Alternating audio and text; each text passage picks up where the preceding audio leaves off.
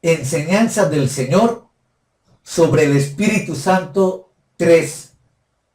Juan 15, 26 y 27. En el capítulo de Juan 15, versículo 26, leemos: pero cuando venga el Consolador, a quien yo os enviaré del Padre, el Espíritu de verdad, el cual procede del Padre, él dará testimonio acerca de mí. Número 1. El Espíritu Santo ha venido para comunicar la verdad.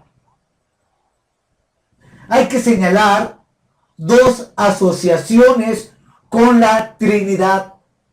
La primera es que el Señor habla del Espíritu vinculado con la verdad, que procede del Padre. El propio Señor se ha descrito a sí mismo como la verdad en Juan 14:6. Jesús les dijo: yo soy el camino y la verdad y la vida. En Juan 14:17 ha anticipado que el Espíritu es Espíritu de verdad, y ha dicho que aquellos que adoran al Padre tienen que hacerlo en espíritu y en verdad. La verdad está íntimamente vinculada con la deidad. Aquí, en Juan 15:26, la expresión probablemente significa el Espíritu que comunica la verdad.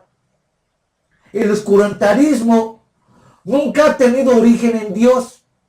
Dios quiere que todos los hombres vengan al conocimiento de la verdad, tal como Él lo ha revelado en su Hijo y en su palabra escrita, encarnada y revelada. Lo que está implícito es que Cristo no solamente habla lo que es verdadero, sino además que Él trae la revelación en palabras. Y está claro que el Paracleto, como el Espíritu de verdad, asegura la subsiguiente revelación que culminaría en el canon del Nuevo Testamento. Todo esto es así porque la gran necesidad del hombre es la verdad. Otra asociación con la Trinidad consiste en que en Juan 14:16 revela que el Padre enviaría al Espíritu en respuesta a la oración del Hijo. En Juan 14:26 revela que el Padre enviaría al Espíritu en el nombre de Cristo. Y ahora dice que Él mismo enviaría al Espíritu desde el Padre. Número 2. El concepto de testimonio. El vocablo original griego es martireo, que significa dar testimonio, lo que frecuentemente significa la declaración o confirmación que se hace de hechos ocurridos. El término de ninguna manera está reservado exclusivamente en el Nuevo Testamento para los mártires, es decir, para aquellos que son llevados a la muerte por causa de su testimonio. Este concepto tan arraigado surgió bajo las persecuciones del siglo II, pero no es el uso exclusivo del Nuevo Testamento. El pasaje se relaciona con la deidad, en este caso para honrar otra vez que el Espíritu Santo y su obra en el mundo es una continuación del ministerio de Cristo. Esta verdad es reiterativa. El Espíritu continúa la inmensa obra del Señor en la tierra. El pasaje que consideramos destaca otra función determinada por el Espíritu, que es aquella de ser testigo, específicamente de ser testigo de Cristo. El Espíritu Santo tiene a su cargo el conducir la causa de Cristo delante del mundo, también en este aspecto. Número 3. La Escritura registra varios testimonios sobre Cristo. Nosotros tenemos un sentido restringido del testimonio. Pensamos que se refiere solamente al que damos nosotros. Pero el testimonio es un concepto muy amplio en las Escrituras. Veamos. En primer lugar, Lucas y Juan son testigos de Cristo. Escribieron para dar testimonio de Él. Es Lucas el que lo presenta con nitidez, tanto en el Evangelio como en el libro de los Hechos. Él habla de un testimonio sobre el Señor exaltado.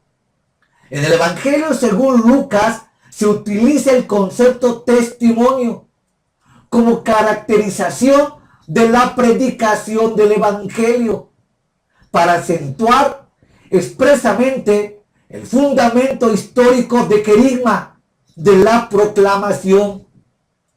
La predicación del Evangelio se presenta en el Nuevo Testamento principalmente utilizando 3 vocablos griegos: querigma, con el sentido de proclamación; didaché, que es enseñanza; y martiría o testimonio. Debemos considerar también la importancia que el testimonio adquiere en el Evangelio según Juan. El concepto de martiría es el concepto de ser testigo. Es dominante en este Evangelio. El concepto del verbo hecho carne se relaciona de inmediato con el hecho de ver un testigo presencial. El verbo se hizo carne y vimos su gloria. En segundo lugar, aparece Juan el Bautista, dando testimonio de Jesús es el Hijo de Dios. Allí arribamos a un punto muy elevado, porque es el relativo a la identidad misma del Señor. Es dicho de otra manera, la cuestión de quién es Jesús. Juan el Bautista es el precursor, el profeta final. Él dice: y yo le vi y he dado testimonio de que este es el Hijo de Dios. Juan 1:34. En la encarnación, en el hecho de Belén, lo mismo que en el Calvario, lo más importante es la identidad del niño.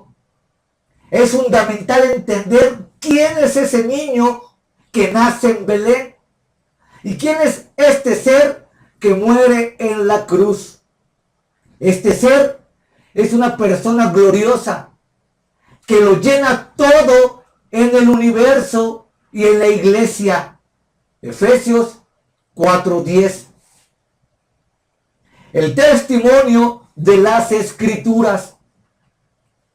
Debemos recordar aquí el testimonio glorioso de las Escrituras y lo que apunté en el video anterior. El Señor revela en Juan 5:39 que las Escrituras se encuentran entre los testigos de su mesianidad y de sus derechos como Hijo de Dios. Este es el testimonio grande de los profetas. Y notemos que este testimonio tan precioso también está vinculado con el Espíritu, porque Él inspiraba a los escritores del Antiguo Testamento. Hubo todo un proceso preparatorio de su venida al mundo. Y de esto hablan las promesas. el pacto, los sacrificios, las figuras. Había también las fiestas, principalmente la Pascua y la expiación. Así podríamos seguir, porque la Escritura constituye un testimonio sobre Cristo de primera magnitud. ¿Por qué el mundo? ¿Por qué el cristiano? ¿Por qué el carismático, el pentecostal, el católico, el testigo de Jehová, el mormón tuerce los textos sobre Cristo, el Hijo de Dios? Porque sencillamente no le conoce, porque sencillamente no recurre a las páginas sagradas de la Escritura para que el Espíritu Santo le revele a través de la misma quién es el Cristo encarnado, y a la vez revela las mismas funciones sobre el mismo Espíritu Santo. Este es un punto fundamental. El propósito esencial del Antiguo Testamento es dar al mundo el testimonio de la venida del Mesías, el ungido de Dios, que sería el Salvador del mundo. Este testimonio es del más alto valor, porque las Escrituras se autentican a sí mismas de que ellas provienen de Dios. Las Escrituras no reciben autoridad por una sanción de la Iglesia. La Iglesia no confiere autoridad al canón. La Iglesia confiesa la autoridad del canón. En otras palabras, las Escrituras no están sujetas al capricho del dogma del magisterio de la Iglesia, como lo apunta la Iglesia Católica Romana. Según ellos, los únicos que pueden interpretar la Biblia bajo cierta dirección es el magisterio de la Iglesia. Pero como hemos visto a lo largo ya de muchos y muchos videos, esto también es contrario a las Escrituras. El Espíritu Santo revelará al Hijo y al Padre según el creyente en fe se acerque paulatinamente y directamente en la profundidad del deseo y necesidad de su corazón en las Escrituras. En la gracia de Dios, las Escrituras no están cerradas en el sentido de que tengamos prohibido leerlas y atender de mano directa al texto bíblico. Por ende, he hecho una consideración especial de hincapié al recurrir urgentemente al texto bíblico. A los hombres del Nuevo Testamento les fue revelado que el mensaje del Evangelio de Cristo no es un mensaje desvinculado de la revelación antigua, sino por el contrario, una confirmación de su cumplimiento. Cuando los tiempos fueron cumplidos, Dios envió a su Hijo, hecho de mujer, nacido bajo la ley, para que redimiese a los que estaban debajo de la ley. Dios lo envió. Dios lo entregó en conformidad con las Escrituras. Él se sometió voluntariamente a la muerte para que las Escrituras se cumpliesen. Número 2, el testimonio personal de Cristo. En Juan 1:18 leemos: a Dios nadie le vio jamás. El unigénito Hijo que está en el seno del Padre, Él le ha dado a conocer. Este es uno de los textos más importantes del Nuevo Testamento. Cristo es literalmente la exégesis de Dios. Esto significa que el Señor es el despliegue de Dios. Cristo es el discurso de Dios. Él ha dado a conocer. En su presentación ante Pilato, el Señor hace la fundamental declaración de que tengo por misión ser testigo de la verdad. En un sentido único, Jesucristo es el testigo de la verdad, de lo que ha oído y ha vivido junto al Padre. Esto coincide con lo que el Evangelio, según Juan, ha dicho antes en el capítulo 3. Hablamos de lo que sabemos y damos testimonio de lo que hemos visto. Juan 3:11. Otros dos pasajes del Nuevo Testamento hacen referencia al testimonio mismo del Señor. Uno es Juan 8:14 y el otro 1 Corintios 1:6. Aunque yo doy testimonio acerca de mí mismo, mi testimonio es verdadero, porque sé de dónde he venido y a dónde voy.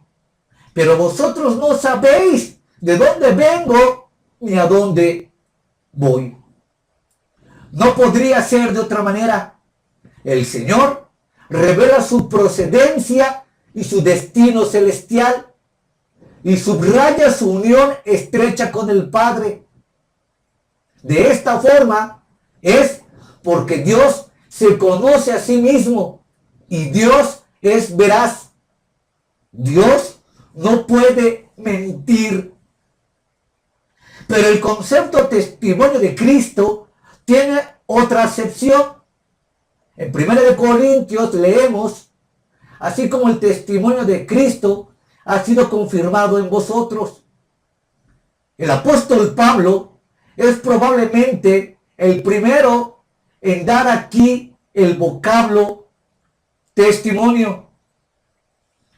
No ya en el sentido de testigo, sino el sentido de evangelio. La proclamación del mensaje de salvación en Cristo. El mensaje es el testimonio que Cristo ha dado sobre Dios y sobre las cosas de Dios. Y al mismo tiempo es el testimonio que los apóstoles dieron acerca de Cristo. Ambos puntos de vista se encuentran un fundamento profundo en la Escritura. El Evangelio es, pues, según se mire, el testimonio que Cristo dio, o es el testimonio que los apóstoles dieron acerca de él. El primer concepto es el más elevado. Es fundamental considerar el Evangelio como el sistema de verdades que el Logos o el revelador eterno ha dado a conocer. Esta larga lista de testigos es impresionante y parecería suficiente. Pero hay otro testigo de Cristo, y es el más grande de todos. Número 3, el testimonio de Dios el Padre. Estas obras que yo hago dan testimonio de mí, que el Padre me ha enviado.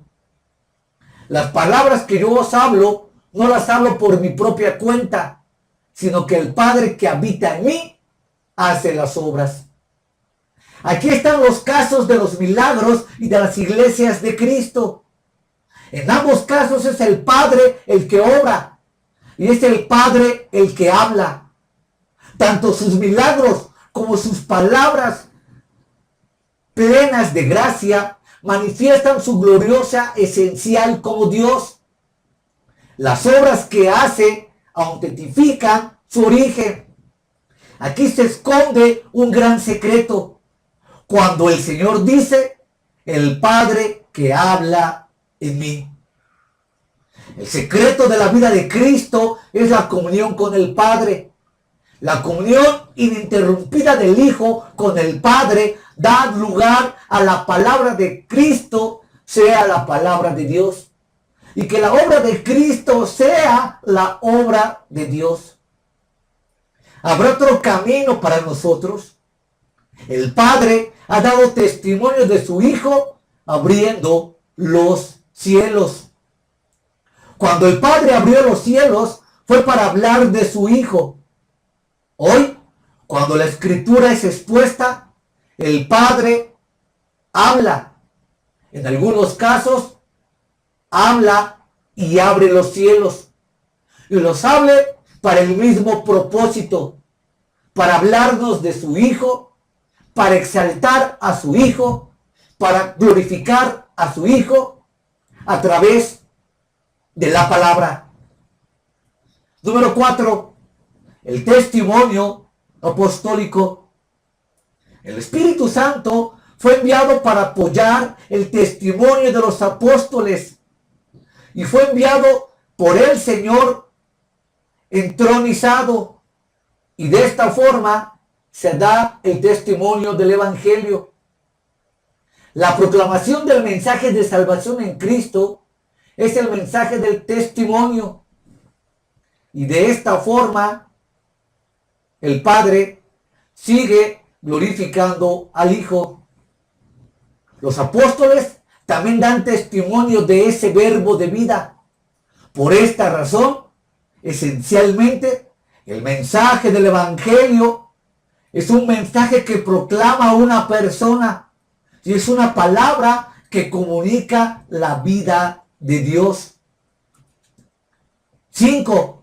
El testimonio del Espíritu Santo.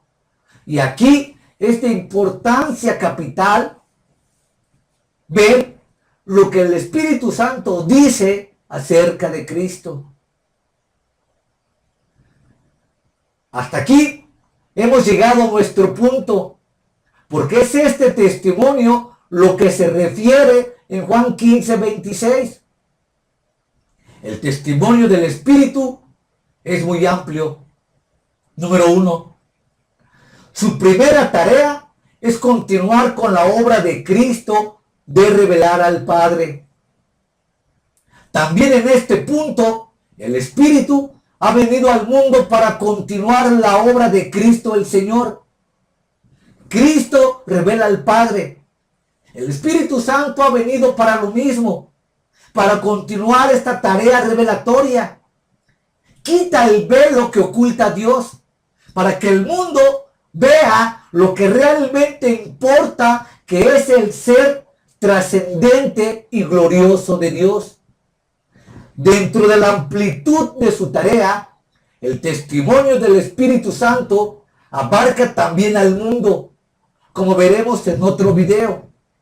Destaquemos por ahora que la función de la tercera persona de la Trinidad es convencer a todo hombre de la realidad de Dios y de la revelación que ha hecho en su Hijo.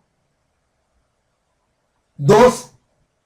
Luego hay que señalar la vinculación con el testimonio apostólico en el Nuevo Testamento, que es estrechamente el testimonio de los apóstoles del testimonio del Espíritu Santo. Y esto es de importancia fundamental. Hechos 5:32 dicta: y nosotros somos testigos suyos de estas cosas, y también el Espíritu Santo, el cual ha dado Dios a los que le obedecen. 3. Además, el Espíritu Santo da testimonio hoy en la predicación del Evangelio.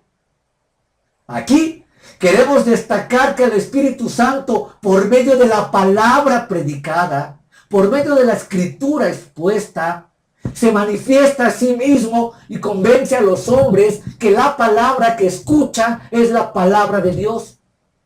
En la predicación es el Espíritu que provee el poder para que el mensaje sea efectivo en los oyentes. Todo en la predicación debe señalar hacia Cristo, exaltar a Cristo y glorificar a Cristo, y dirigir siempre la atención de las almas hacia Él.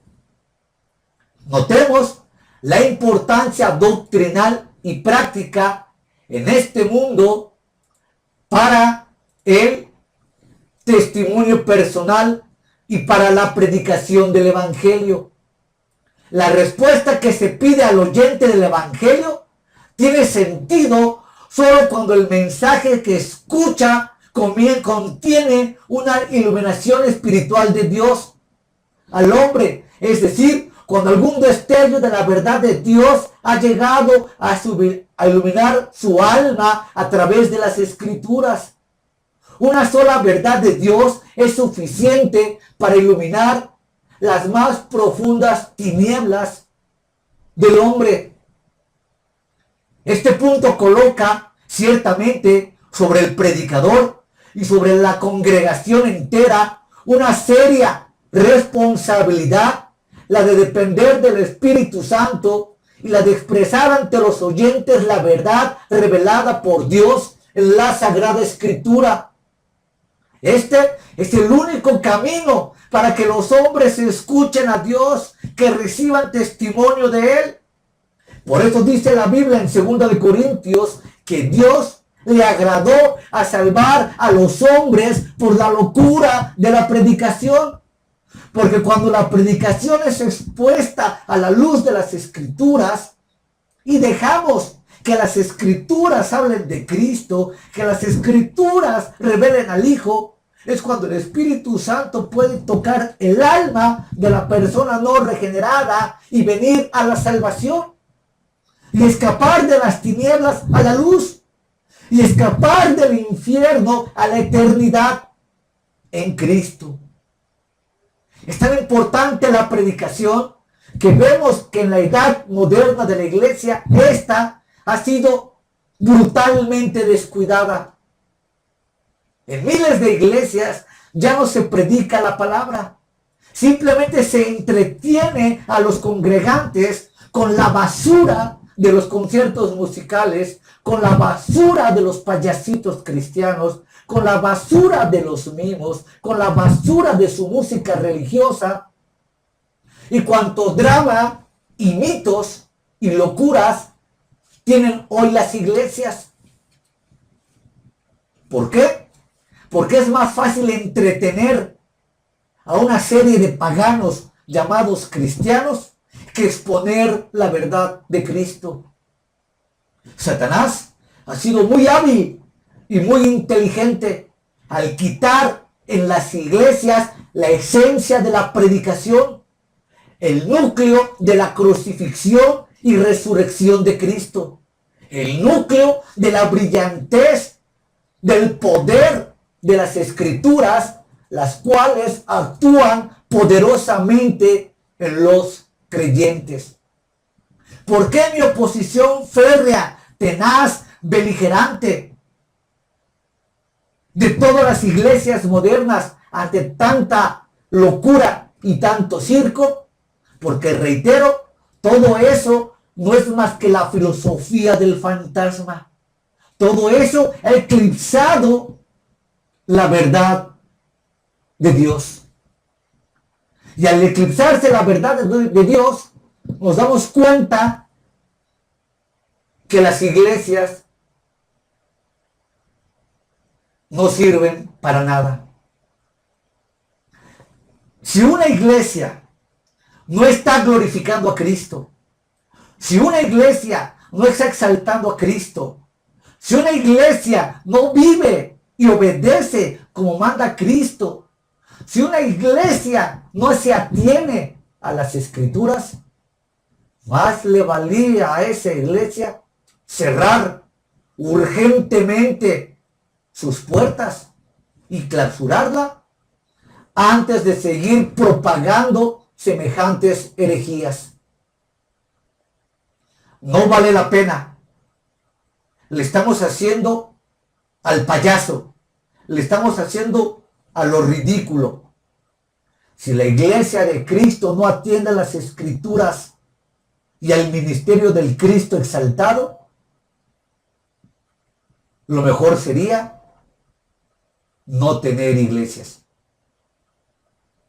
Y si piensas que estoy exagerando, tú puedes ver hoy en día en YouTube, en Internet, todas las inmensas e infinitas locuras que populan hoy en las iglesias, y todo atribuyéndole al Espíritu Santo, pisoteando y difamando el glorioso nombre del Señor de la gloria. Por eso es vital que tengamos un testimonio personal. El Señor, después de hablar en Juan 15:26 del testimonio del Espíritu, agrega: y vosotros también daréis testimonio. Versículo 27. El testimonio apostólico es el último eslabón de una cadena de testigos. En el caso de los apóstoles, se trató de un testimonio de lo que había visto, de lo que había oído y de lo que habían palpado.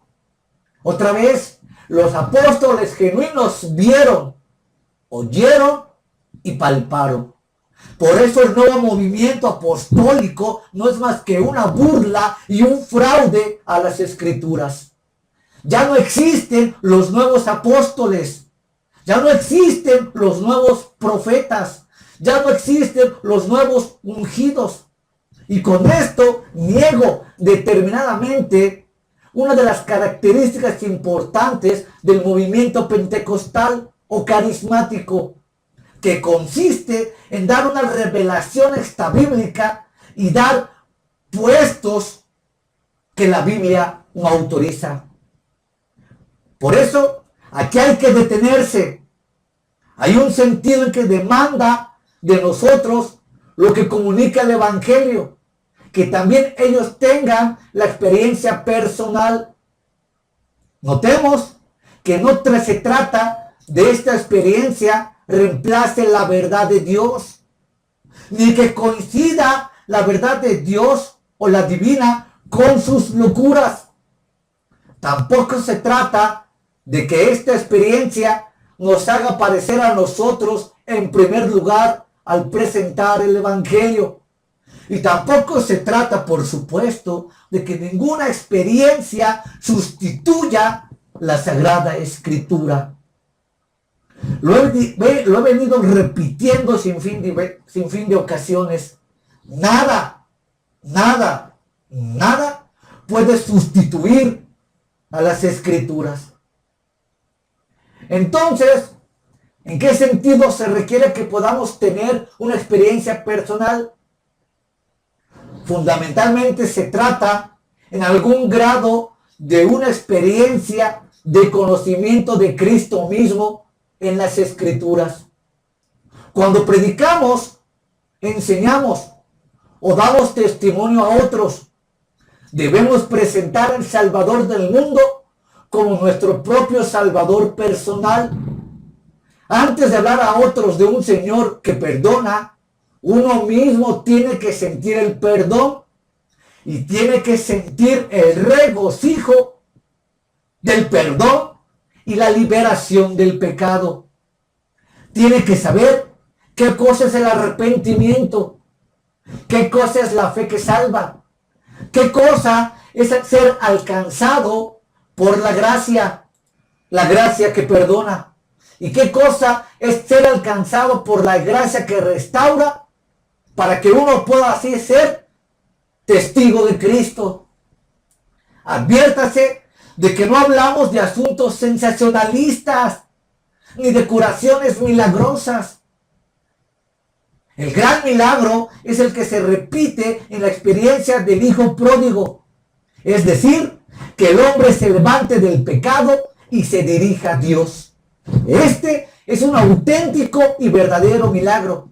Debido a la naturaleza del hombre, de la corrupción, de su pecado, de su maldad, de su impiedad, de su corazón oscuro, de su propia naturaleza, y que esta naturaleza maligna y llena de tinieblas sea cambiada en una naturaleza regeneradora a través del Espíritu Santo y ser trasladado a la luz.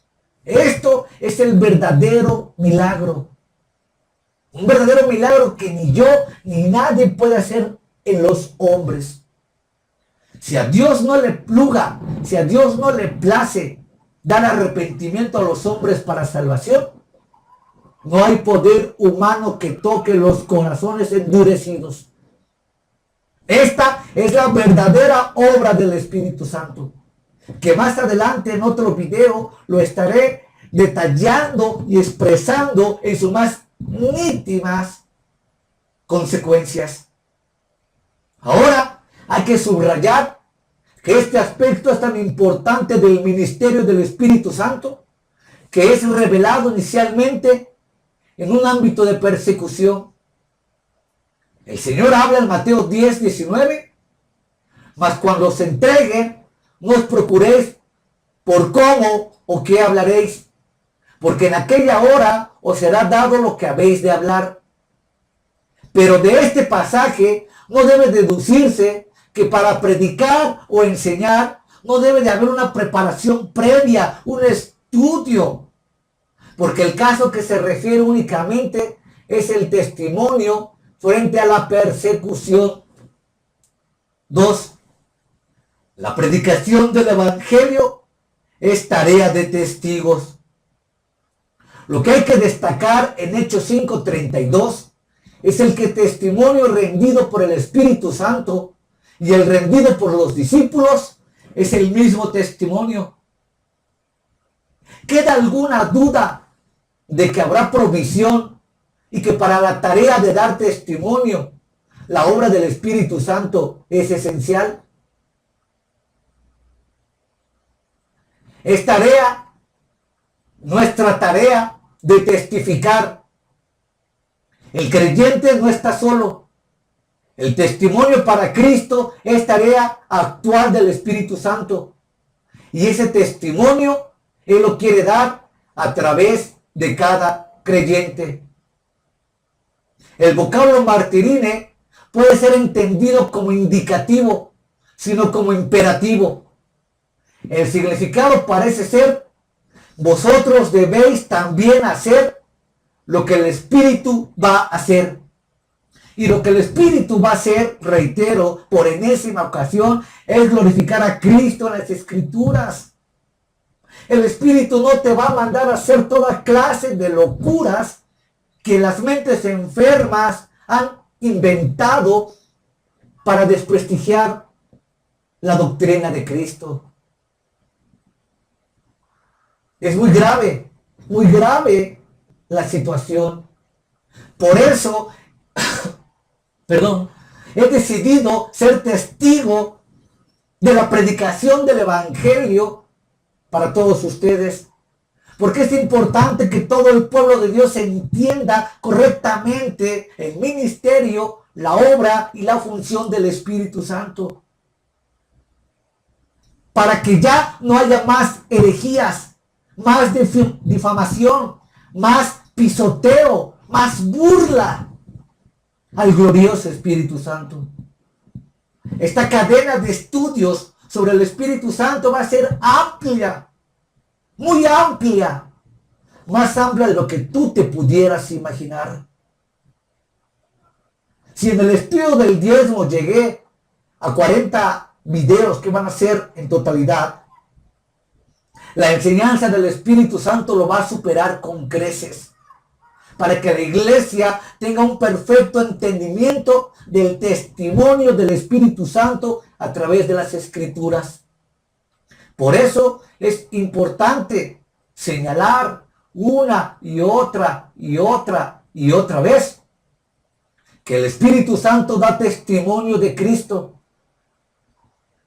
El testimonio de los discípulos está vinculado con el testimonio del Espíritu Santo. Todo creyente tiene la responsabilidad de dar testimonio de los hechos de la gracia que salva. Ninguno debe eludir esta responsabilidad. Para el testimonio realmente significativo es aquel que da el Espíritu Santo, porque solamente Él puede revelar la verdad en el corazón del hombre y el significado esencial de Cristo y de su obra. Por ahí andan muchos predicadores en internet que están intentando callar la voz de aquellos que de alguna u otra manera aportamos un pequeñito granito de arena en el mensaje de la salvación. Y están diciendo que nosotros, que no somos pastores, que no tenemos iglesia, no tenemos derecho a opinar sobre la verdad del evangelio. Realmente eso es una verdadera locura y una verdadera herejía. Porque hoy más que nunca puedes encontrar también en la red estudios muy edificantes que nos han quitado las vendas de tanto charlatán y de tanto payaso detrás de un púlpito. Afortunadamente, en la gracia de Dios, conozco también las escrituras que nada ni nadie podrá hacer callar mi voz. Soy testimonio del Evangelio de Cristo. Y es verdad, un servidor no es pastor, no soy maestro, no soy teólogo, no soy apóstol, no soy profeta, no soy líder religioso, no soy sacerdote, no soy cura, no soy arzobispo, no soy papa, no soy nada. No tengo ningún título o ninguna representación que pueda afirmar que ese sea mi derecho al querigma. Simplemente soy una ovejita y un laico que se levantó lleno de indignación, por supuesto, y lleno de rabia al ver que los pastores modernos son unos verdaderos inútiles y han permitido que toda la herejía carismática y pentecostal haya infiltrado sus iglesias y nadie supo defender la verdad de las escrituras. Me harté, me cansé de que pastores fraudulentos día tras día, domingo tras domingo, estén robando y lucrando a través de los diezmos. Reitero, solo soy una ovejita. Solo soy un simple cristiano más. No tengo ningún título. Pero me queda claro que mi conciencia está ligada al Cristo crucificado y resucitado, y por eso hablo de estas cosas. Porque como eso hemos estado analizando, la base del testimonio personal es la comunión con Cristo. La comunión con Cristo no existe aparte de la comunión con la palabra de Dios. Y ahí fue el secreto. Y esa es mi baluarte. Y eso es mi dinamita. La palabra de Dios. Si alguien ha leído enteramente la Biblia, soy yo. Si alguien se la sabe de memoria en cientos y cientos de pasajes, soy yo. Si alguien tiene, en lugar de tener hemoglobina, tengo biblina en las venas, soy yo. Porque la gracia de Dios, porque el amor de Dios fue manifestado a través del Espíritu Santo en mí, que me llevó a las Escrituras. Y ahí, en las Escrituras, pude notar la falsa y el falso movimiento carismático. Así como me di cuenta que miles de los dogmas católicos no están en la Biblia y son verdaderos mitos romanos, de igual manera tenemos miles y miles y miles de mitos evangélicos que no están contenidos en la Biblia. Así que ya no hay diferencia. El católico romano es un idólatra pagano que atiende la hechicería del Vaticano, pero la iglesia protestante está igual. Está lleno de idolatría, lleno de paganismo y lleno de basura de autonombrados pastores, líderes, apostolomos, profetas, evangelistas, pastoras. Todo lo hemos ensuciado. Lo han ensuciado. La fuerza del testimonio personal radica cuando el creyente depende del Espíritu. Juan 5:10 dice: el que cree en el Hijo de Dios tiene el testimonio en sí mismo. Aquí no hay duda. Se trata del testimonio que tiene que ver con el conocimiento personal, con la experiencia interior de la fe, La obra del Espíritu Santo es la que permite que el creyente sea un testigo viviente de Cristo. Este testimonio pone al creyente al servicio de este testimonio. Es decir, la fuerza a transmitirla. Así, el concepto martiría, testimonio, evidencia la fuerza interior por la cual Dios no solamente proporciona a los hombres que creen un conocimiento intelectual, sino que los pone en movimiento para pasar a ser testigos ellos mismos de la verdad del evangelio que han recibido. Este es el método de Dios. Notemos otra vez que el vocablo martiría no se refiere a la muerte como martirio, sino como una vida, como testigos vivientes de la gracia de Dios en Cristo. Testimonio que todo creyente, aunque no sea predicador, debe de dar. 5. El Espíritu Santo en su testimonio más trascendente. El Espíritu Santo no obra solamente en la predicación. Todo avivamiento legítimo que ha conmovido a los pecadores ha comenzado en la iglesia, en la vida de sus miembros. Pero en las verdaderas iglesias, no en los circos religiosos que tenemos hoy. Ahí no está el Espíritu Santo. Ahí no está el Espíritu de Dios. Aunque estos profanos intenten hacerte creer y engañar que eso es la obra del Espíritu Santo, eso no es la obra del Espíritu Santo. Esa es la obra de otro Espíritu, pero no la obra del glorioso Espíritu Santo. El testimonio del Espíritu Santo lo puede dar en la vida de los cristianos, sin duda, pero el testimonio más trascendente lo da a través de la Escritura. Esto tiene que tener un efecto directo sobre la predicación y sobre el predicador. La predicación de la enseñanza que el Espíritu Santo sella con su autoridad y con su poder es aquella que llega a nosotros con la vestidura de la Escritura. ¿Qué podemos hacer? Podemos estudiar las palabras originales hebreas y griegas que ha pronunciado Dios. Las estudiamos para percibir los matices de riqueza doctrinal que el Espíritu Santo les ha dado. Una vez que conocemos su pleno significado, así, enriquecidas, podemos repetirlas, podemos obedecerlas, podemos enseñarlas para hacerlas retomar su fuerza original. Por tanto, ¿qué es el testimonio de Cristo?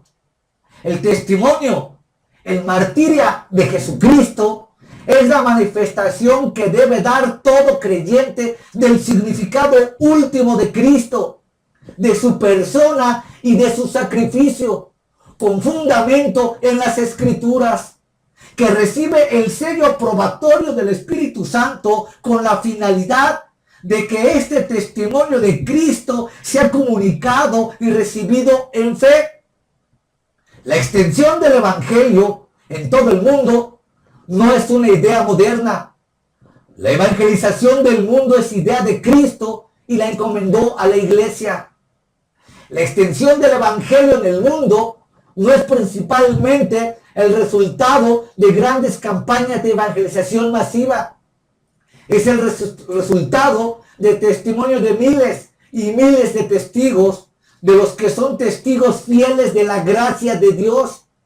La extensión del Evangelio es el resultado principalmente de los miles de hombres y mujeres que dan testimonio personal de lo que difunde la Biblia, de los que están ocupados en la obra misionera, en el cuidado y pastoreo de asambleas, en la obra radial, televisiva, y habría que agregar hoy por internet, en la literatura, en los CDs, la obra de testigos sencillos, ignorados. Estos son testigos verdaderos, monumentos de la gracia divina. Pero hay que agregar el testimonio de la iglesia local.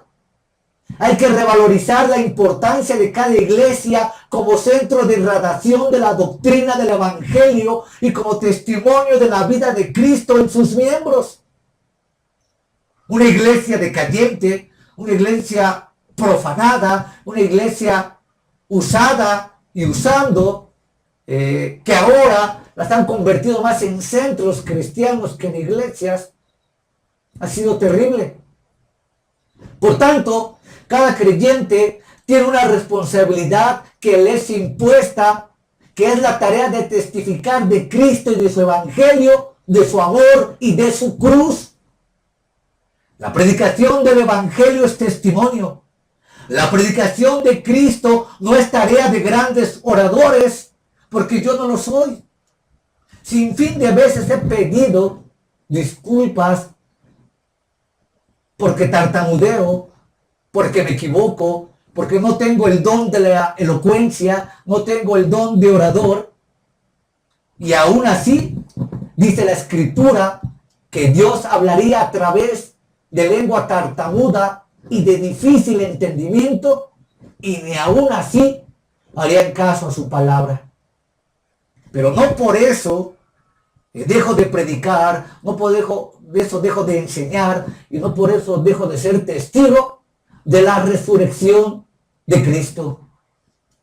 Para dar testimonio podemos aprender de lo que hemos visto. Un testigo fundamental que debemos apelar son las Escrituras, porque las Escrituras constituyen un testimonio sobre Cristo de primera magnitud. Dios ha abierto los cielos y cuando lo ha hecho fue para hablar de su Hijo. El Espíritu Santo en el día de hoy no abrirá los cielos, pero sí abrirá el discernimiento para que cada creyente vea al Señor en todas las Escrituras y para que vea a Cristo en la predicación y en la enseñanza y para que sepa discernir lo santo de lo profano, la luz de las tinieblas, lo dulce y de lo amargo, y que sepa distinguir el falso movimiento carismático de hoy en día. Por tanto, el discípulo puede aprender de su Señor cuál es el mayor secreto de todos. El secreto de la vida poderosa de Cristo era la comunión con el Padre. Esta era la mayor riqueza de la Santa Trinidad, la comunión. La armonía que existe por siempre entre las tres benditas personas. Vosotros también debéis dar y hacer lo que el Espíritu va a hacer, que es dar testimonio de mí. El creyente está llamado a dar testimonio de Cristo. Pero el testimonio realmente importante es aquel que da el Espíritu. Él solamente puede traer a los corazones el significado esencial de Cristo y de su sacrificio redentor.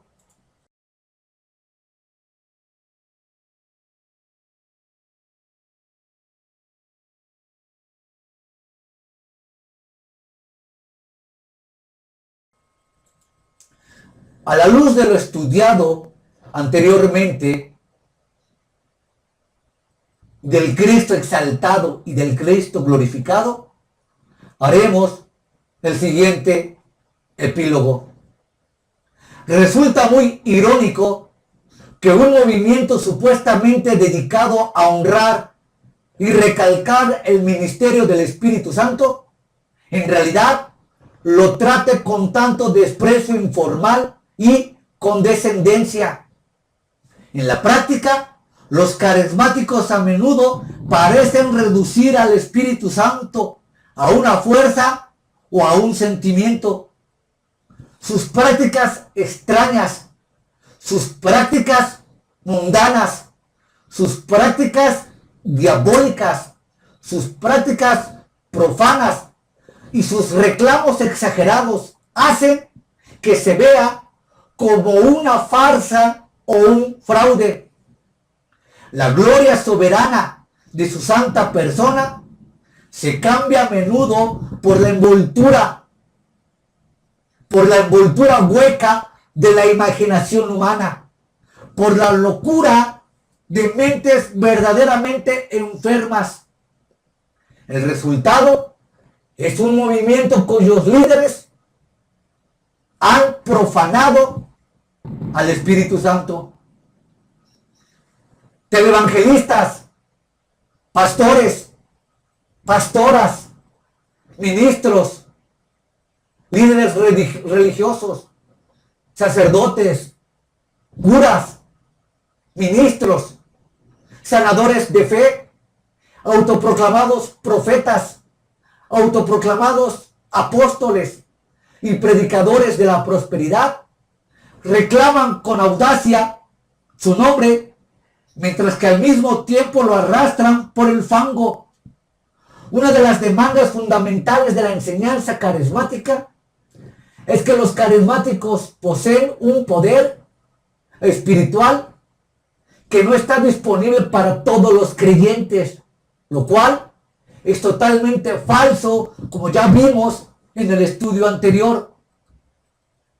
Los que han tenido una experiencia carismática alegan que han sido bautizados con el Espíritu y que esto les permite una obediencia sobrenatural, fomentar la santidad y producir el Espíritu Santo.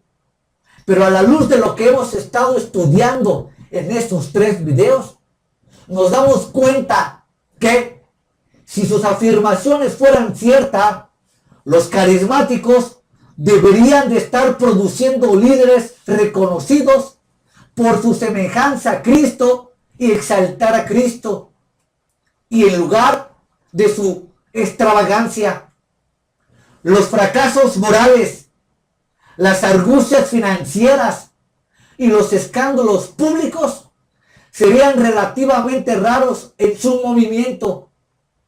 Las doctrinas y los comportamientos extraños se han convertido en algo tan vulgar y tan común que el movimiento carismático ya aparece apenas en los titulares.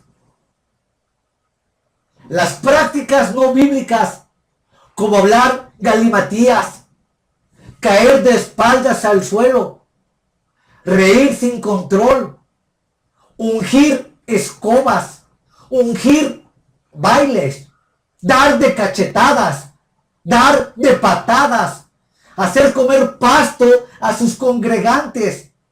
Todo eso son elementos retorcidos y falsos de estos líderes.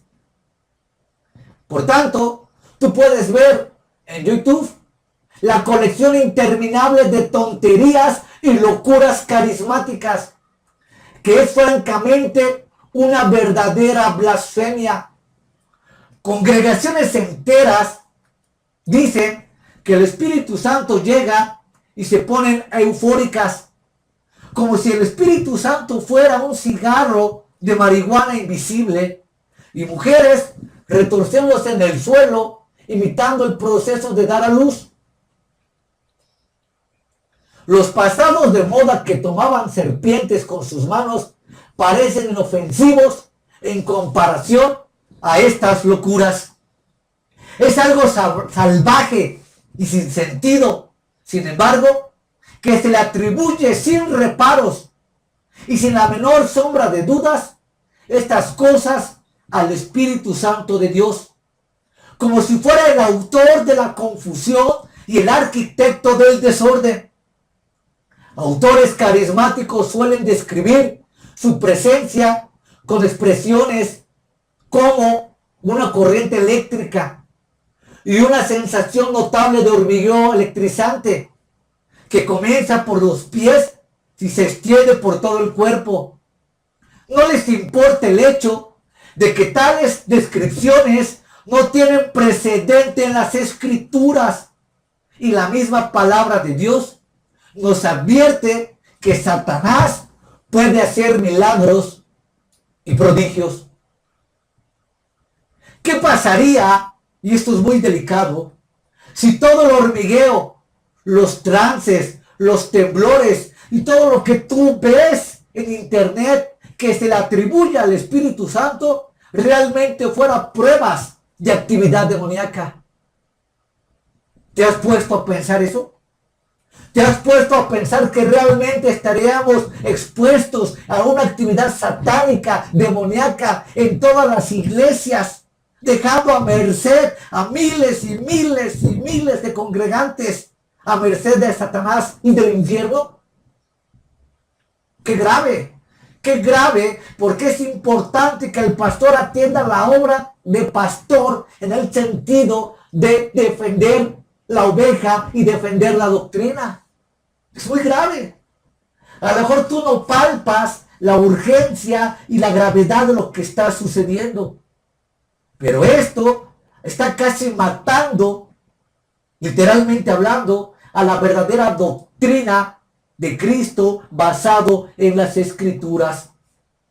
El movimiento carismático ha sustituido literalmente la Biblia por sus más extravagantes locuras, por sus enfermedades mentales, por sus insanaciones del intelecto. Y un ejemplo de esto lo vemos claramente con Anda Ferrell, que dice que los billetes hablan y que solo una mente espiritual puede escuchar a los billetes hablar. Caray, esto es una verdadera locura. Tú dile eso, comenta este tipo de cosas a cualquier médico, a cualquier persona, a tu maestro, a tu amigo, a tu compañero, y tú vas a decir que estás loco. Pues claro, es una verdadera locura, una verdadera demencia, una verdadera insanidad mental decir que los billetes hablan. Y ahí tienes a toda la gente congregante creyendo esas estupideces, solamente porque a tal o fulano, sultano, se le ocurre decir que fue el Espíritu Santo. Y con esta palabra, intentan legitimizar todo ese tipo de locuras. Por eso estoy exponiendo en la red este tipo de estudios del Espíritu Santo de acuerdo a la doctrina bíblica, para que ya tengas un parámetro de medición y puedas comparar lo que realmente dice la Escritura con lo que dicen estos charlatanes. A decir verdad, el movimiento carismático se ha convertido en un verdadero espectáculo. Sería bastante malo si tal blasfemia se limitara a la audiencia privada de una congregación local. Sin embargo, el circo de sacrilegio se exporta sin cesar a través de una red global de medios de comunicación impresos, la radio y la televisión y el internet son influenciados por los predicadores más populares de la televisión. Muchos carismáticos tratan al Espíritu soberano de Dios como si fuera su esclavo, un mayordomo celestial obligado a esperar cada una de sus órdenes. ¡Qué atrevimiento! ¡Qué verdadera locura! Y así sucede.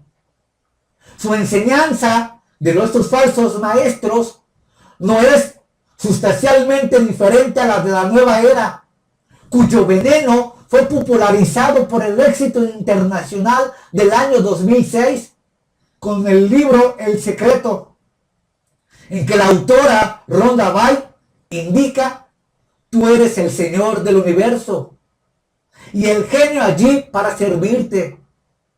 Televangelistas carismáticos y pastores célebres suelen predicar un mensaje similar. Se trata del falso evangelio de la prosperidad material, conocido popularmente como la doctrina de la palabra de fe. Si usted tiene suficiente fe, según estos impostores, literalmente puede tener lo que diga.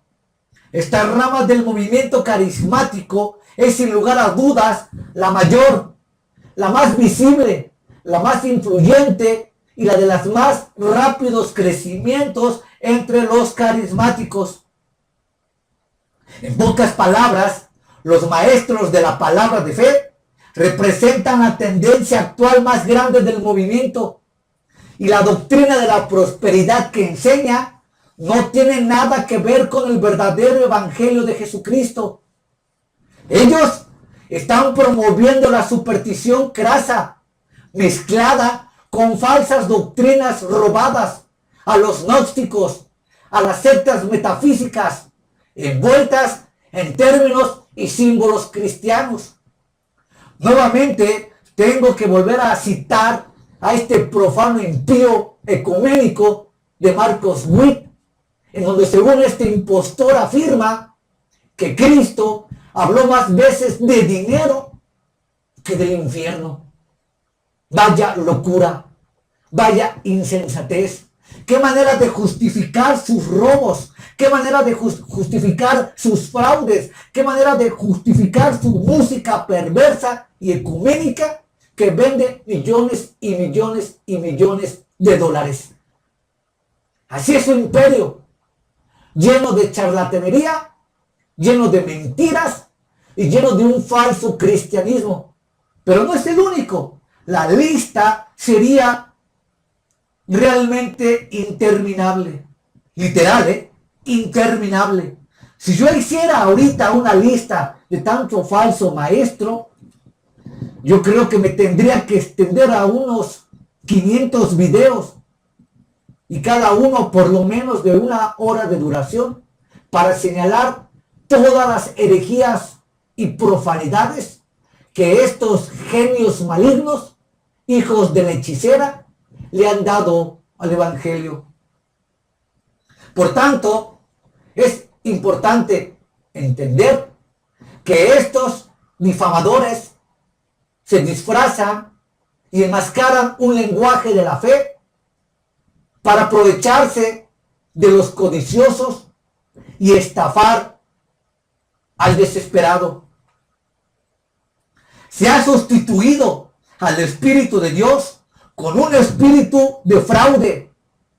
A pesar de ello, tal mensaje de falsa esperanza sigue siendo muy popular, y es fácil ver por qué. Hay una promesa de bienestar físico, riquezas materiales y una vida que con facilidad apela a la carne. Se trata de paganismo puro, de pura carnalidad. No hay, desde una perspectiva de mercadeo, una fórmula eficaz, es decir, un cheque en blanco de promesa de salud y riqueza, mezclado con una vana dosis de pensamiento positivo y temas superficiales para aumentar la audiencia, vender libros, discos, cassettes y conciertos. El movimiento carismático otorga a todos los charlatanes un cheque en blanco para inventar cualquier locura que se les ocurra y después atribuirlo al Espíritu Santo. Así, ese terreno pantanoso que da el movimiento carismático es el terreno tan amplio para que cualquiera pueda postular cualquier clase de demencia y todavía atreverse a afirmar que es la obra del Espíritu. Sin embargo, todo esto es una estafa masiva y no tiene nada que ver con el cristianismo bíblico. Al pregonar su evangelio de codicia, materialismo y promoción personal, los maestros de la palabra de la fe han hecho carreras lucrativas a partir de una mala teología, respaldando sus falsas enseñanzas al torcer las escrituras o reclamar una nueva revelación de Dios, que no se puede escapar el hecho de que todo es un engaño espiritual y de un profundo error. Un error teológico y bíblico que tiene la artimaña y que encuentra refugio en el mundo carismático. Incluso el materialismo craso y el temerario egocentrismo del evangelio de la prosperidad no ha hecho más que proselitismos baratos en la televisión religiosa y los medios de comunicación carismáticos. Por tanto, los falsos maestros con extravagantes herejías, tan ridículas como sus peinados, constituyen la cara pública del cristianismo.